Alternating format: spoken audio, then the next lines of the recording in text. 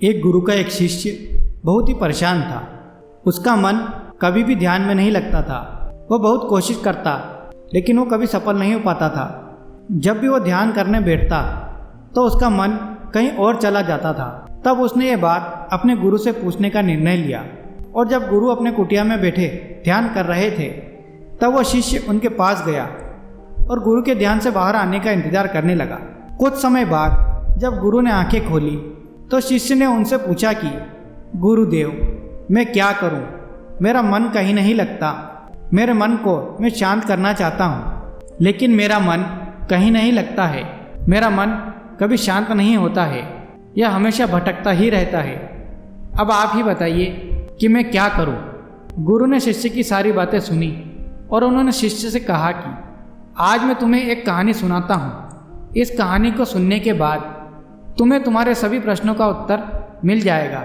फिर गुरु ने कहानी सुनाना शुरू की। एक बार एक गुरु अपने शिष्य को ध्यान साधना सिखा रहे थे। तभी एक शिष्य ने खड़े होकर गुरु से कहा, पिछले कई दिनों से मेरे मन में एक प्रश्न चल रहा है, लेकिन मुझे उसका उत्तर नहीं मिल पा रहा है।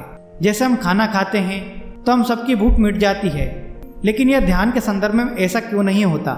हम सब आपके अनुसार एक ही तरह का ध्यान करते हैं, लेकिन कोई पहले तो कोई बाद में ध्यान को उपलब्ध होता है और कोई तो पूरी जिंदगी ध्यान को उपलब्ध नहीं हो पाता।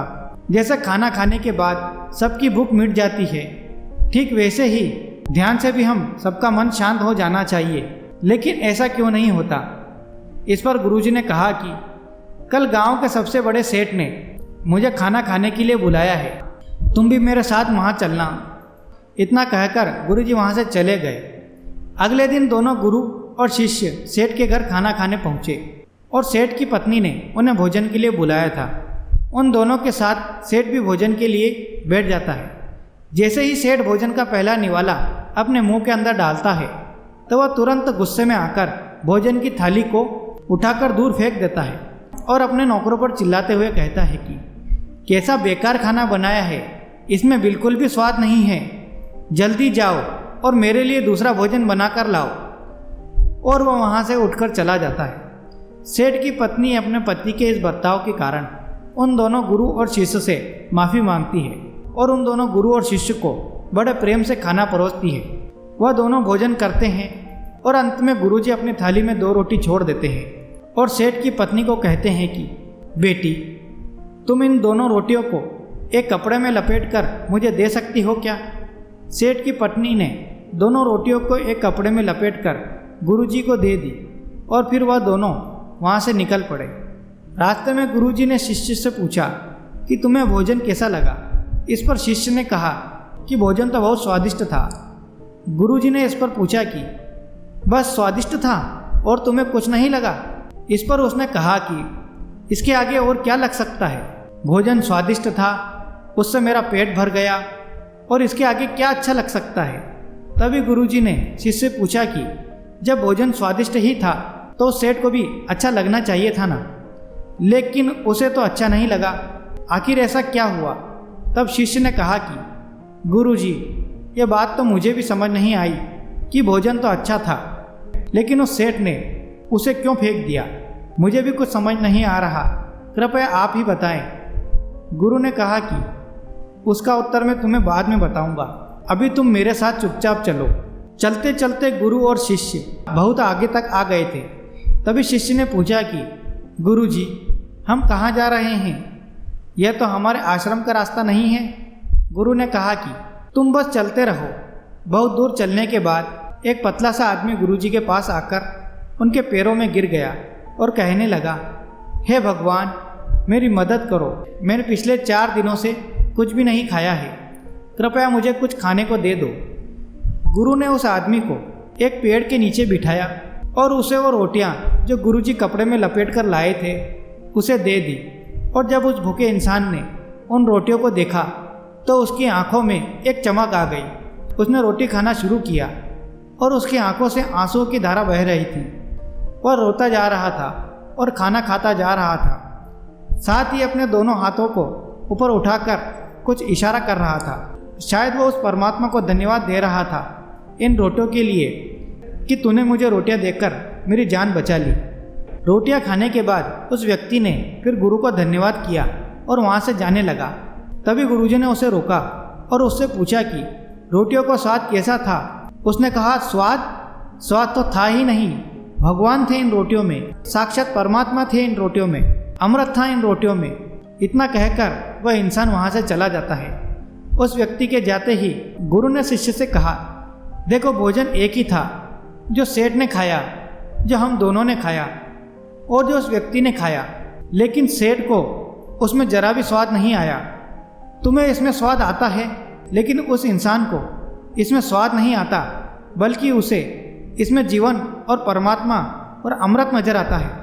इसी से समझा जा सकता है कि भोजन और इंसान की संतुष्टि में कितना अंतर है।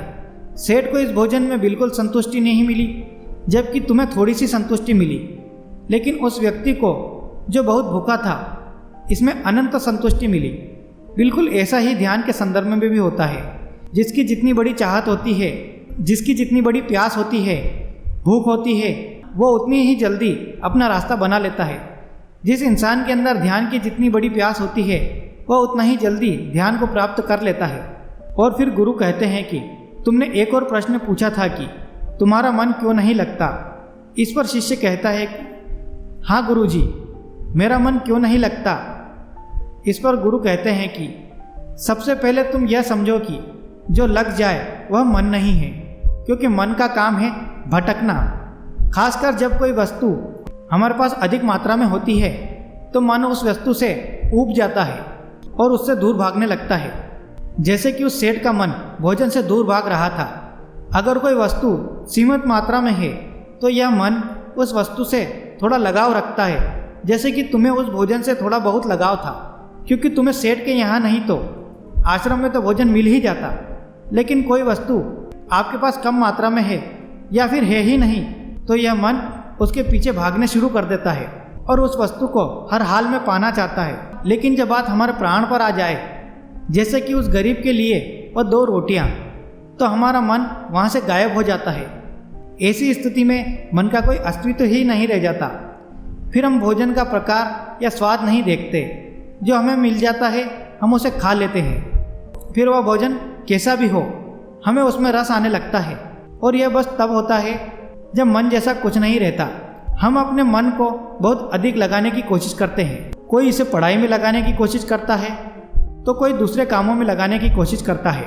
लेकिन तुमने तो यह देखा ही होगा कि मन कहीं नहीं लगता, क्योंकि मन का काम लगना नहीं बल्कि भटकना है, भागना है।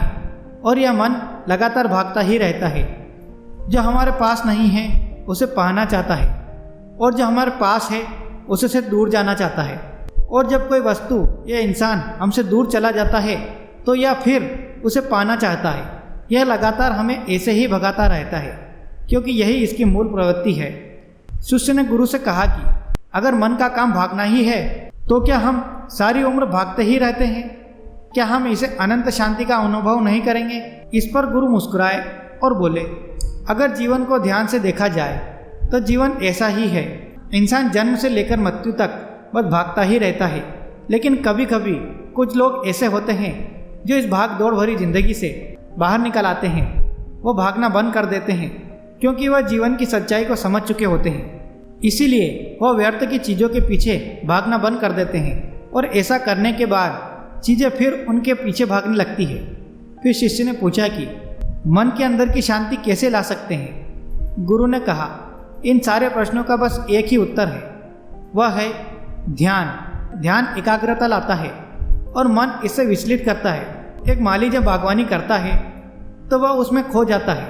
वह अपने प्राणों से पौधों को पानी देने का आनंद लेता है। इसमें उसकी रुचि है और यही उसकी प्रवृत्ति है, और इसी काम में उस माली का ध्यान है। जो व्यक्ति असल में जो है, अगर वह वही होने लगे तो उसके जीवन में ध्यान घटित होने लगता है और वह एकाग्र होने लगता है। लेकिन जो व्यक्ति जैसा है ही नहीं और वह वैसा बनने की कोशिश करता है तो उसकी एकाग्रता नष्ट होने लगती है। वो भागना शुरू करता है। अगर वह सब कुछ पा भी लेता है तब भी उसका मन तो यही कहेगा कि कुछ तो रह गया। लेकिन जिस काम में आपको ध्यान मिल जाता है, एकाग्रता मिल जाती है, उसी काम को करके आप पूर्ण हो सकते हो। दोस्तों, मैं उम्मीद करता हूँ कि आपको इस कहानी से कुछ ना कुछ सीखने को ज़रूर मिला होगा।